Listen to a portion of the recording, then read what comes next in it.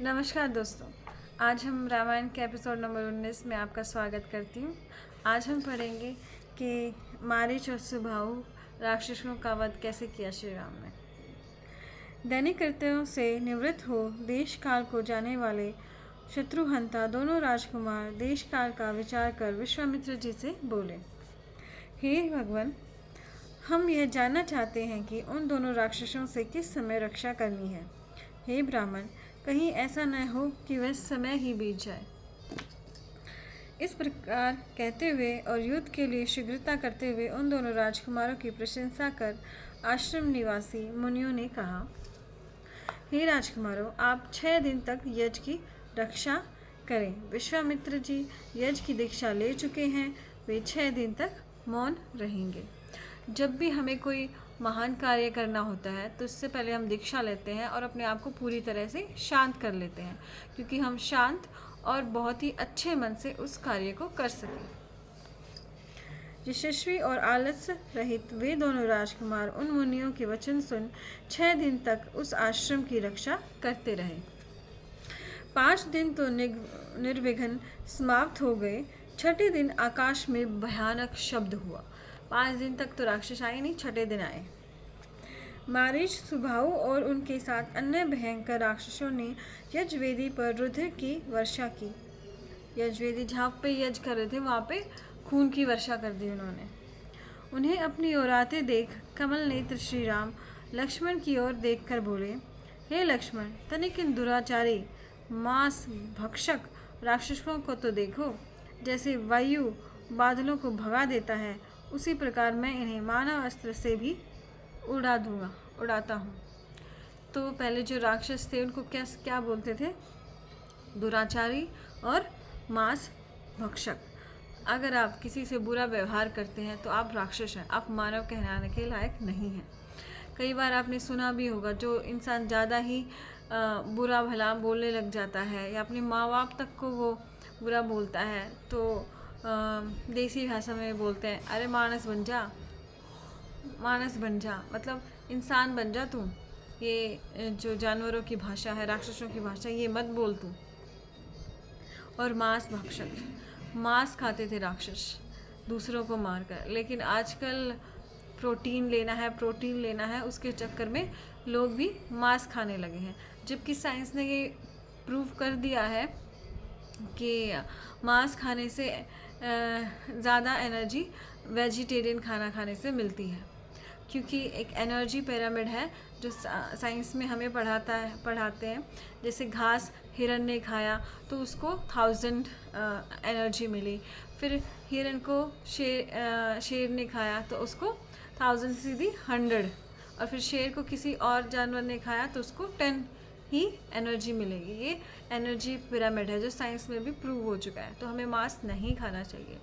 पर पता दिक्कत कहाँ आ गई है, क्योंकि आजकल जो वेजिटेरियन खाना है वो बिल्कुल भी ऑर्गेनिक नहीं रहा है। उसमें बहुत ज़्यादा पेस्टिसाइड डलता है, जिससे बहुत ज़्यादा बीमारियाँ हो गई हैं।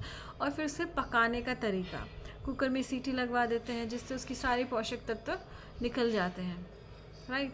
तो वेजिटेरियन खाने से आजकल एनर्जी क्यों नहीं मिल रही है? क्योंकि वो अच्छी तरह से नहीं बन रहा है। और जो जैसे टमाटर है वो हाइब्रिड टमाटर है, उसमें कोई गुण नहीं है। जो पपीता है वो भी हाइब्रिड पपीता आ गया है जिसके अंदर बीज नहीं होते, उसमें कोई पौष्टिकता नहीं है, राइट। तो आप उसको खाएंगे और आप सोचेंगे एनर्जी मिल जाए आपको, ऐसा नहीं है। तो इसी तरह से जो वेजिटेरियन खाना है वो अल्टर्ड हो गया है, जिसकी वजह से लोग नॉन वेज की तरफ चले गए हैं, राइट। तो आप ऑर्गेनिक खाना खाइए, देसी खाना खाइए, देसी टमाटर, देसी पपीता, देसी नीम। आजकल तो नीम भी जो है वो भी हाइब्रिड आ गया है। इवन जो नारियल पानी है उसके भी बहुत सारे पेड़ों को ख़राब कर दिया है।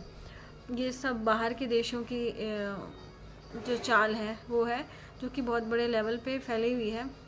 बेंगलोर में भी ऐसा हुआ था। श्री के आश्रम में भी गए थे वो, लेकिन उन्हें भगा दिया। वहाँ पे उन्होंने जो नारियल के पेड़ हैं उन्हें दूषित नहीं होने दिया। वो ये इसलिए आए थे कि इनको कुछ बीमारी नहीं लगेगी, आप इंजेक्शन लगवा लीजिए। तो उसकी अगर आप चाहते तो मैं वीडियो है नेट पे, आप डॉक्टर राजेश कपूर जी ने बहुत अच्छे से समझाया है, आप उनकी वीडियो देख सकते हैं। तो चलिए हम यहाँ पे थे। जैसे बादलों को भगा देता हूँ, हाँ, यह कहकर परमोदार श्री राम ने क्रुद्ध हो एक चमचमाता मानव अस्त्र मारीच की छाती में मारा। तो मारीच को मानव अस्त्र जो दिया था विश्वामित्र जी ने, उससे मारा। मारीच को भागते हुए देख श्री राम लक्ष्मण से बोले, अब मैं इन निर्दयी और दुष्टाचारियों का भी वध करूँगा। श्री लक्ष्मण जी से ऐसा कह अपना हस्त लाघव दिखाते हुए राम ने आग्नेय अस्त्र निकाला और सुबाहु की छाती में मारा। उस बाण से विद्ध सुबाहु भूमि पर गिर पड़ा और मर गया। शेष बचे राक्षसों को श्री राम ने बाह्य अस्त्र से चलाकर नष्ट कर दिया। तो अलग अलग अस्त्रों से मारीच, सुबाहु और अन्य राक्षसों को मार डाला। उन विघ्नकारी समस्त राक्षसों को मारने पर राम मुनियों से इस प्रकार पूजित हुए जैसे असुरों को मारने पर इंद्र पूजित हुए थे। अब इंद्र की पूजा क्यों करती हैं? क्योंकि इंद्र ने सारे असुरों को मार डाला था, और वैसे ही श्री राम ने भी मारीच, सुबाहु और अन्य राक्षसों को मार डाला। तो उनकी इंद्र की तरह उन मुनियों ने पूजा की, क्योंकि वो मुनि बेचारे बहुत दिन से मारीच और सुबाहु के आतंक को झेल रहे थे, वो बहुत दुखी हो रहे थे। और जब आप किसी बात से बहुत दिनों से दुखी हो रही हो और आके आपकी कोई उस समस्या का हल कर दे, तो आप उसे भगवान की तरह पूजने लग जाते हैं। यज्ञ के विघ्न समाप्त होने पर महर्षि विश्वामित्र 10 दिशाओं को उपद्रव रहित देख श्री राम से बोले, हे महाबाहु, मैं कृतार्थ हुआ। तुमने गुरु आज्ञा का अच्छी प्रकार पालन किया है। हे यशस्विन राम, तुमने सचमुच इस आश्रम का नाम सिद्धाश्रम चरितार्थ कर दिया है। इस प्रकार राम की प्रशंसा कर मुनि विश्वामित्र दोनों कुमारों के साथ संध्या करने लगे। यज्ञ समाप्त हो गया, सब खुश हो गए और फिर शाम को गुरु और शिष्य बैठ के आराम से संध्या करने लगे। तो आज के लिए इतना ही। बहुत बहुत धन्यवाद।